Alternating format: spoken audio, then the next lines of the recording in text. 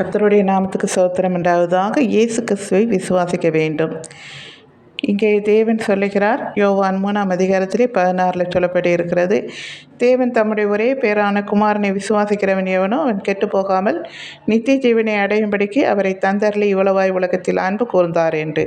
இங்கே இயேசு கிறிஸ்து சொல்லுகிறார், யோவான் 14:6, நானே வழியும் சத்திய ஜீவனுமாய் இருக்கிறேன், என்னை அல்லாமல் பிதாவினிடத்தில் ஒருவனும் வரான் என்று போகான் என்று. நம்முடைய பாவங்களை அவருடைய இரத்தத்தினால் கழுவப்படாமல் யாரும் பிதாவினிடத்திலே போக முடியாது என்பதை அதை சொல்லுகிறது. இதற்கு ஆதாரம் யோவான் 1:29. மறுநாளிலே யோவான் இயேசுவை தன்னிடத்தில் வர கண்டு, இதோ உலகத்தின் பாவத்தை சுமக்கிற தேவ ஆட்டுக்குட்டி என்றார். இவர் சொன்னது போலவே இயேசு சிலுவையில் நம்முடைய பாவங்களுக்காக அவர் மரித்தார்.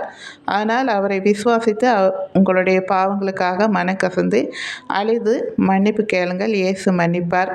அதே போல் பிதாவாகி தேவனிடத்தில் தாளந்தை பெற்றவர்கள் அதை இரட்டிப்பாக மாட்டுங்கள். இல்லை என்றால் அழுகையும் பற்கடிப்பும் உண்டாயிருக்கிற எரி நரகத்தில் தள்ளப்படுவீர்கள். இயேசு கிறிஸ்துவை அறிகிறதே நித்திய ஜீவன்.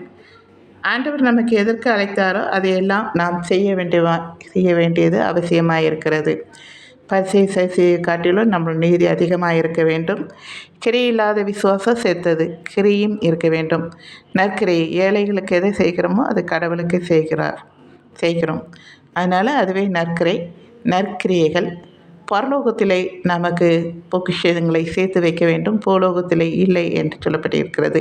நாம் ஏழைகளுக்கு செய்கிறது எல்லாமே பரலோகத்திலே நமக்காக அங்கே பொக்கிஷத்தை சேர்த்து வைக்கிறோம். நாம் இங்கே மரித்து அவரிடத்துல போகும்போது அதை நமக்கு எல்லாவற்றையும் தருவார். நாம் என்னென்ன நன்மை செய்தோமோ அதற்கான அங்கே பலன்கள் மிகுதியாக இருக்கும். சரிங்களா?